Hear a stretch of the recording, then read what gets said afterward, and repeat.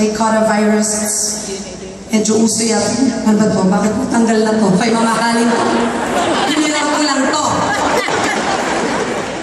Salamat Ate Ellen.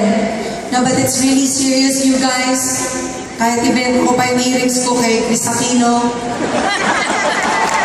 Chris, ano yun? Tig 6 sa 12. Kung gusto mo, pahiramin mo na lang ako para yun na lang ang ano ko. Tapos, sa MOA, i-libre nyo na yung venue.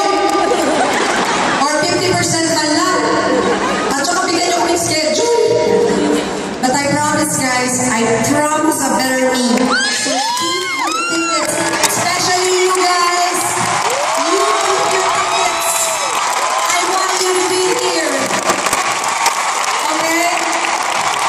We are not going to make you pay. It's free. Okay? So keep your tickets. Don't forget. It's either whenever I'm gonna, hindi ko alam kung when I'm gonna be able to recover. Anyway,